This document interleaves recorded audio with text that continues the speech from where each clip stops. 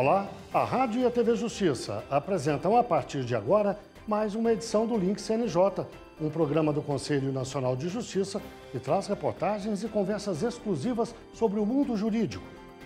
E hoje vamos falar de uma medida importante do CNJ. O Conselho aprovou recomendação para que os tribunais brasileiros organizem consultas ou audiências públicas em processos que podem atingir um grande número de pessoas. A recomendação do CNJ, publicada em setembro, garante o princípio constitucional de amplo acesso à justiça e é dirigida a todas as cortes, exceto o Supremo Tribunal Federal.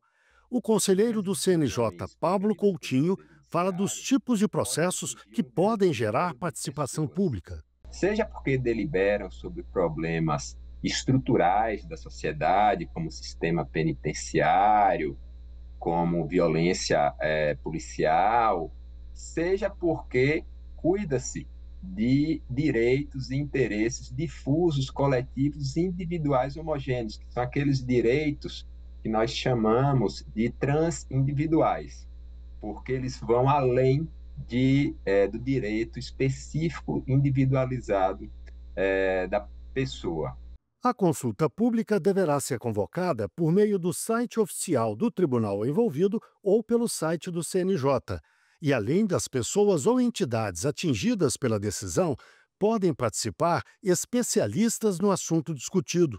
O importante é assegurar a manifestação das diferentes correntes de opinião. Essa é a forma que a doutrina processual, que o ordenamento jurídico encontrou para conferir uma maior legitimidade democrática a essas decisões que atingem mais de uma pessoa, que atinge uma pluralidade de pessoas. É trazer essas pessoas que serão atingidas para argumentar dentro do processo.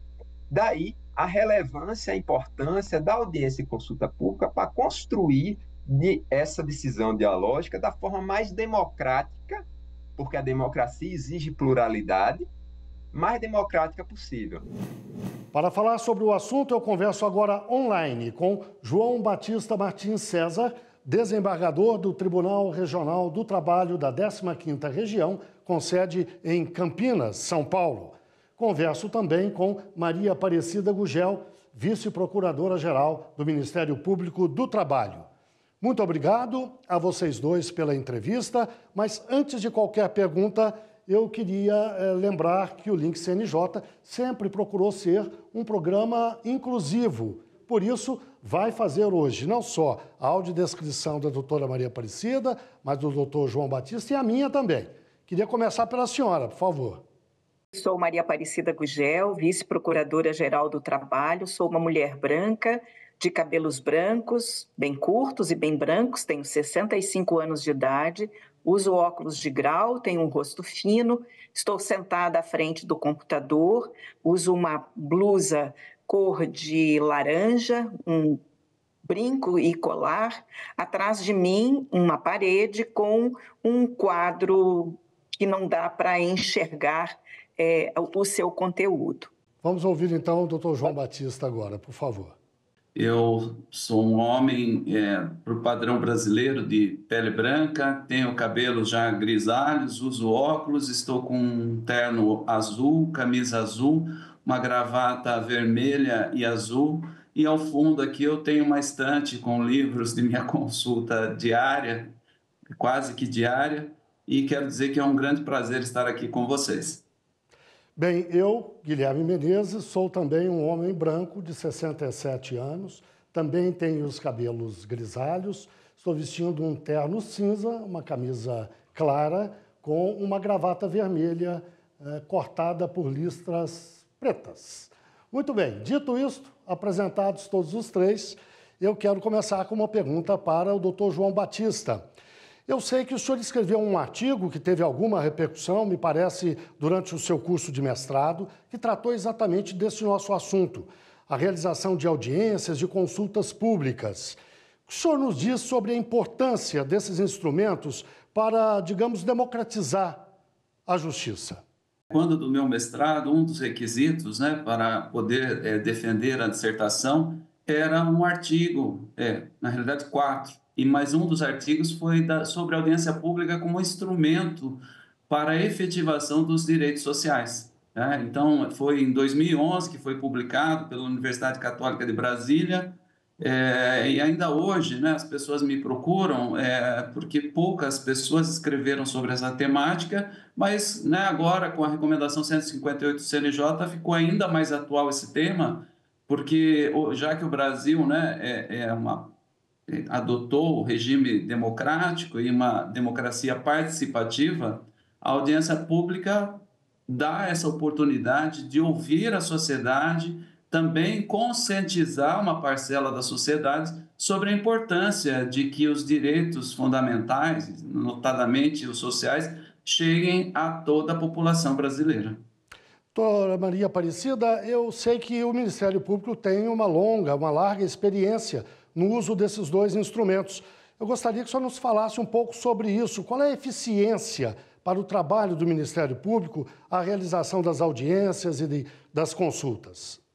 A gente realmente tem um histórico de realizar audiências públicas e consultas públicas para melhoria da nossa atuação, não é? Para melhorar a nossa ação estratégica, a nossa ação finalística. Então, talvez esteja eu aqui para dizer que desde o início dos anos 2000, inclusive com o doutor João Batista, então meu colega de Ministério Público à época, realizávamos consultas públicas, chamávamos de audiências públicas, né? E começamos justamente em relação às pessoas com deficiência. A partir de então, o Ministério Público passou a ter como um protocolo, né, iniciar uma ação estratégica observada de antemão a consulta pública.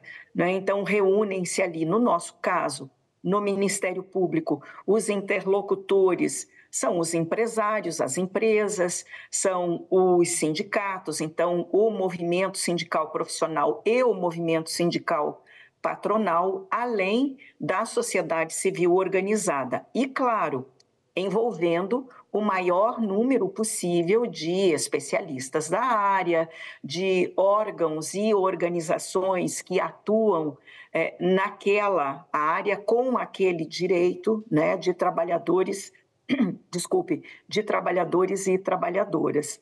Então, essa prática da audiência pública, ela acabou sendo introjetada nas nossas próprias decisões. Doutor João Batista, no princípio, nós lembramos que o senhor é desembargador do Tribunal Regional do Trabalho da 15ª Região, com sede em Campinas. Eu lhe pediria que falasse um pouco agora da sua experiência no tribunal, com as consultas, com as audiências públicas. Um resgate apenas histórico aqui, Guilherme, acho que é importante para o público que está nos acompanhando. O sistema da Justiça do Trabalho já tem uma atuação muito forte por meio do Ministério Público, né, Ministério do Trabalho e a própria Justiça do Trabalho, dessas consultas públicas à sociedade, de conversar com a sociedade. Estávamos aqui relembrando a época das antigas guardinhas mirins, que não respeitavam os direitos dos adolescentes, os direitos das crianças ao não trabalho, e o direito dos adolescentes do trabalho protegido e o direito da aprendizagem. Foi por meio de audiências públicas com essas guardinhas lá no final da década de 90 e começo de 2000, que nós conscientizamos, né, essas entidades a, de fato, partirem para o respeito aos direitos, né, dos trabalhadores adolescentes. E daí, dessa atuação, saiu a Lei da Aprendizagem. Quer dizer, a Lei da Aprendizagem nasceu dessa conversa, ampla conversa pública com a sociedade. Um outro exemplo que eu poderia dar aqui para você também, Guilherme, é a Procuradoria da 15ª Região, na época que eu integrava, nós chamamos todos os jornais do interior de São Paulo e fizemos a proposta de assinar um termo de compromisso e ajustamento de conduta. Nós fizemos essa audiência pública e até então, Guilherme, usava aquela expressão boa aparência.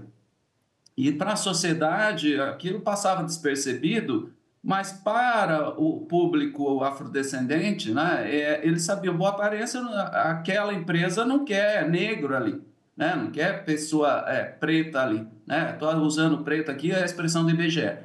Então, nesse sentido, os jornais também, muitos não sabiam que tinham essa exclusão histórica dessa audiência pública, todos os jornais assinaram o termo de compromisso de ajustamento de conduta, que a partir de então não iriam mais publicar anúncios de vagas de emprego com boa aparência e também restringindo a questão de gênero, né? Então, se a empresa precisa de uma determinada função, ela precisa lá de um açougueiro ou de uma açougueira, né? Então, não dá para restringir ali o sexo para aquela função.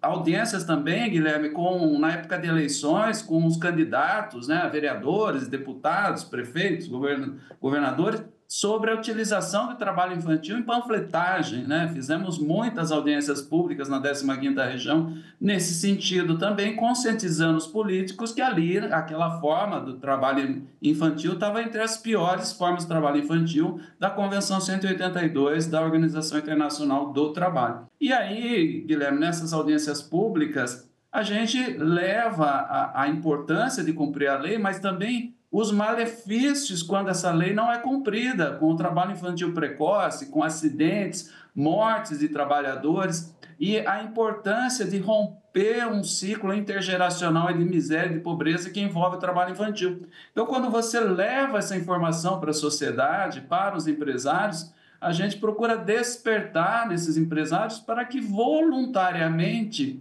passem a cumprir a lei. E, claro, aqueles que não adequarem a conduta voluntariamente, provavelmente vão sofrer ações do Ministério do Trabalho, depois do Ministério Público do Trabalho, e isso vai, em última instância, chegar ao Judiciário Trabalhista, que vai proferir uma decisão.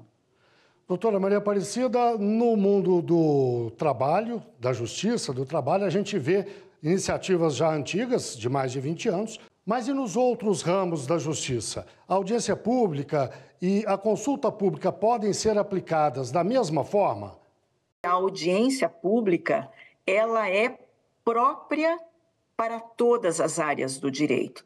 E agora, recentemente, o que nós estamos assistindo? Está aqui no nosso noticiário do dia a dia, não é? O Supremo Tribunal Federal ouvindo a sociedade civil organizada em audiência pública sobre os jogos, especificamente o jogo que está no celular de muitos brasileiros e brasileiras, né?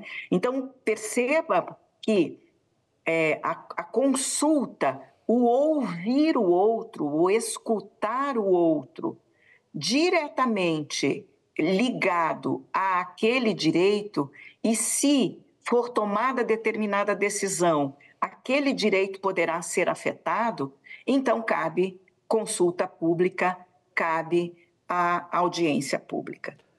Doutor João Batista, na prática, como é que se organiza uma audiência pública? Quem pode participar? Quem decide quem vai participar? Mas eu vou pedir que o senhor nos responda daqui a pouquinho, logo depois do intervalo. O Link CNJ, portanto, faz uma breve pausa e volta já já.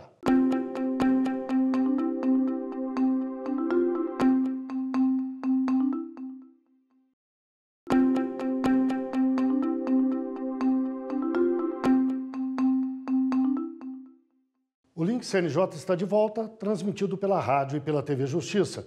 E hoje falamos da recomendação do Conselho para que os tribunais brasileiros organizem consultas ou audiências públicas em processos que podem atingir um grande número de pessoas. Os nossos convidados são João Batista Martins César, desembargador do Tribunal Regional do Trabalho da 15ª Região, com sede em Campinas, São Paulo, e também Maria Aparecida Gugel, vice-procuradora-geral do Ministério Público do Trabalho.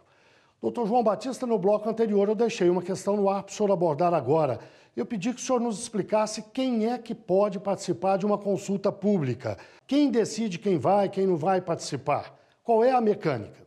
Quando vai fazer uma audiência pública, o poder, o órgão que esteja organizando essa audiência pública, ele faça um regulamento e publique esse regulamento. E discipline lá, nós vamos fazer na Câmara Municipal de tal cidade, lá eu tenho esse problema de espaço, cabem 200 pessoas, então só vão participar das audiências as pessoas que fizerem a inscrição por meio do e-mail, né? Tal, então a gente tem que delimitar também uma questão de espaço físico. E também se vai ser transmitido, hoje a gente transmite essas audiências públicas, essa audiência que eu participei essa semana, ela estava sendo transmitida também pelas redes sociais. E ali, o tempo de voz de cada pessoa vai ter durante essa audiência pública. Quem vai se inscrever, o tempo de voz, se vão participar, de fato, com perguntas diretas ou perguntas indiretas, tudo isso tem que estar disciplinado nesse regulamento. É uma via de mão dupla, né, Guilherme? A gente leva a informação para a sociedade da importância de cumprir a lei, né, e ouvir a sociedade, que às vezes ela tem alternativas. O que é prioritário naquele momento? Nós vamos cumprir a lei, mas vamos ter várias etapas até que a gente consiga cumprir a lei. Mas naquele momento, para aquela sociedade, o que é prioritário? Esse é o momento na audiência pública a gente ouvir a sociedade e definir. Doutora Maria Aparecida, eu sei que há experiências e normas internacionais sobre isso. Eu gostaria que a senhora nos falasse um pouco sobre o assunto. Se nós tomarmos como regra as normas internacionais, elas prevêem a necessidade de consulta pública à sociedade sobre os direitos que afetam aqueles grupos, né? E eu vou citar uma norma muito importante para o país, porque ela tem natureza constitucional, que é a Convenção sobre os Direitos da Pessoa com Deficiência. Essa norma de natureza constitucional, ela prevê que qualquer tomada de decisão por qualquer poder instituído, no nosso caso brasileiro, o executivo, o legislativo e o judiciário, todos os poderes constituídos, também o Ministério Público, também a Defensoria Pública, não é?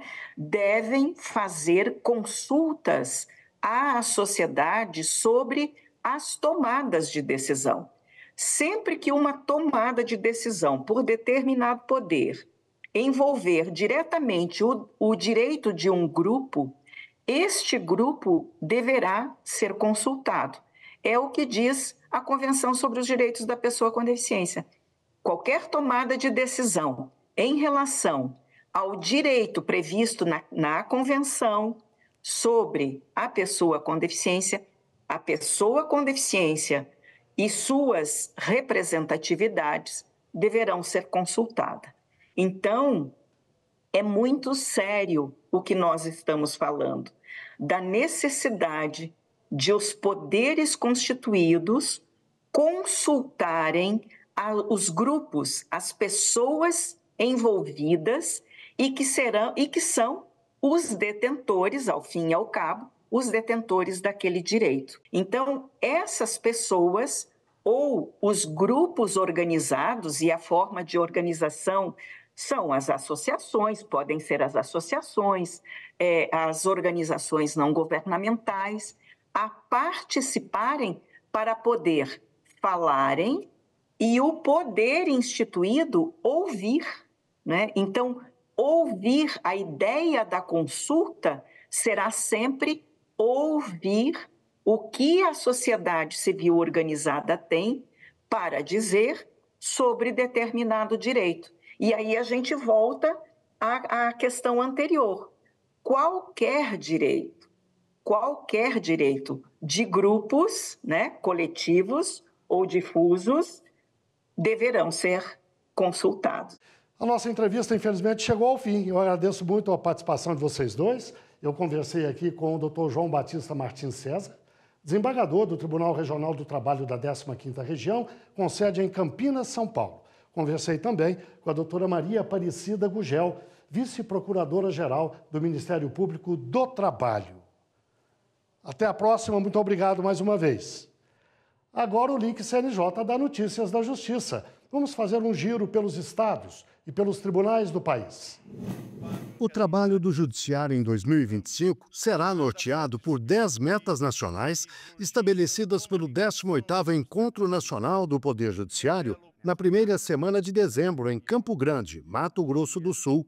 Entre as metas, 2 são permanentes: julgar mais processos do que os distribuídos e observar a duração razoável do processo.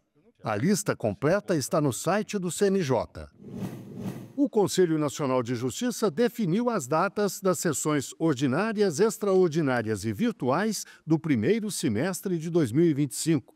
No total, estão previstas 19 reuniões do plenário, 10 sessões presenciais e 9 virtuais. A primeira sessão presencial será no dia 11 de fevereiro. O Sejusc, Centro de Solução de Conflitos e Cidadania do Tribunal de Justiça de Minas, organizou um mutirão em Contagem, na região metropolitana de Belo Horizonte. Os moradores da cidade tiveram acesso a inúmeros serviços gratuitos da Justiça, como sessões de conciliação e exame de DNA para processos de reconhecimento de paternidade. Parceiros do tribunal também ofereceram serviços, como a emissão de documentos. É hora do CNJ nas redes. Vamos ver algumas das postagens que marcaram a semana nas redes sociais do CNJ. Oi, pessoal. O CNJ nas redes está recheado de informações importantes para compartilhar. Vamos nessa? Sabe aquele momento em que o contrato precisa ser encerrado? Isso pode acontecer de várias formas, e entender a diferença entre os termos pode te ajudar bastante. O primeiro deles é a resilição, que ocorre quando as partes entram em acordo e decidem encerrar o contrato amigavelmente, sem descumprir nenhuma cláusula. Em seguida, temos a resolução, que acontece quando uma das partes não cumpre o combinado e por isso o contrato é encerrado.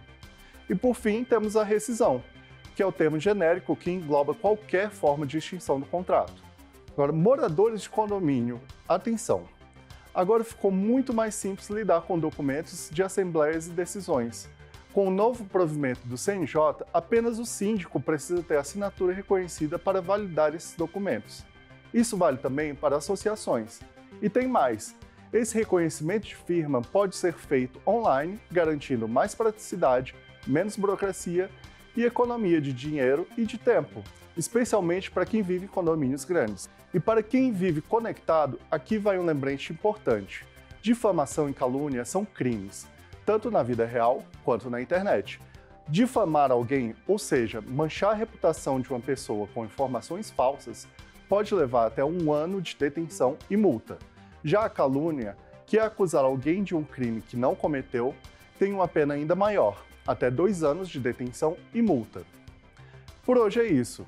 Acompanhe as nossas redes e o canal do WhatsApp para ficar por dentro de mais novidades e dicas. Até a próxima semana.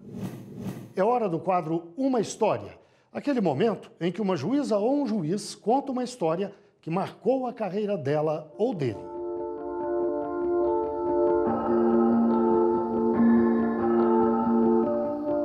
Meu nome é José Gomes de Araújo Filho, juiz de Direito do Tribunal de Justiça do Estado do Pará e atualmente coordenador do projeto Sauabona. O projeto Sauabona é um projeto que está diretamente ligado às questões de equidade racial. É um projeto que surgiu de um outro projeto que nós desenvolvemos na comarca de Oriximiná, que é o projeto Ação Cidadania Itinerante. E antes, obviamente, de entrar no projeto Sauabona, nós precisamos explicar como é o projeto Ação Cidadania Itinerante. Nós, através de governança local, nos reunimos com diversos órgãos do município de Oriximiná e esses órgãos se deslocam, juntamente com o Poder Judiciário, até as comunidades isoladas no interior do município de Oriximiná. Então nós temos comunidades que ficam a cerca de 20 horas de deslocamento pela via fluvial partindo da zona urbana. Temos também outras comunidades que ficam, por exemplo, a 7 dias de deslocamento pela via fluvial da zona urbana. Então nós escolhemos algumas localidades que tinham várias outras comunidades para atender o maior número de pessoas nesse projeto de itinerância. E levamos inúmeros serviços como emissão de certidão de nascimento, RG, CPF, título de eleitor, entre outros serviços que são disponibilizados. Ao final, nós fazemos um grande casamento comunitário, gratuito, aquelas pessoas que assim desejam contrair o matrimônio, e também realizamos uma reunião, que nós chamamos de grupo focal, com as lideranças das comunidades. Nós estivemos recentemente na comunidade de Jauari, que é um território quilombola. Naquela oportunidade, nós ouvimos das lideranças quilombolas que os seus filhos estavam sofrendo preconceito racial nas escolas de Oriximiná, ou seja, saíam das comunidades quilombolas e iam até a cidade e sofriam preconceito por causa da sua questão, da sua cor de pele. E eu tinha ali duas situações que eu poderia, evidentemente, seguir. Fechar os olhos, não, isso não é problema meu, eu vou simplesmente deixar que eles resolvam isso de outra forma, ou efetivamente cumprir o meu papel social como magistrado. E eu optei, obviamente, por cumprir o meu papel social. Foi então que nós desenvolvemos o projeto Sauabona, que é um projeto que visa combater o bullying nas escolas contra as comunidades quilombolas e as comunidades também indígenas. Então nós vamos até as escolas, conversamos com aquelas crianças maravilhosas e explicamos sobre respeito às mulheres, respeito às diferenças, respeito ao próximo. E nós temos uma entrada muito grande, as crianças gostam muito. Naquele primeiro momento, elas tomam até um susto, porque é o juiz que está ali, né? O juiz da cidade, e que nunca esteve numa escola. Então a aceitação é muito grande, mas naquele primeiro momento eles ficam um pouquinho assustados. Mas como eu gosto muito de lidar com criança, nós já começamos a criar dinâmicas para brincar com as crianças e no final está todo mundo gritando, está todo mundo envolvido no projeto e a mensagem ela é efetivamente assimilada pelas crianças. Nós tivemos nesse projeto, e nós já visitamos algumas escolas, desde que nós iniciamos o projeto, nós não tivemos ocorrências relacionadas a bullying com relação às questões raciais. Bullying obviamente tem, mas não relacionadas às questões raciais. Isso para nós é motivo de muita alegria, sinônimo de que o projeto Sauabona ele está sendo efetivamente está sendo efetivo à comunidade local. E nós criamos esse projeto sem nenhum tipo de pretensão. Simplesmente criamos para ajudar as pessoas mesmo e fomos surpreendidos com a notícia de que o projeto foi indicado como finalista do Prêmio Inovari. Isso para nós nos trouxe grande felicidade porque mostra que nós estamos no caminho certo e que este é um projeto que pode ser replicado em todo o Brasil. Bem, chegamos ao fim de mais um Link CNJ. Muito obrigado a você que esteve com a gente até agora na rádio e na TV Justiça. Até a próxima semana.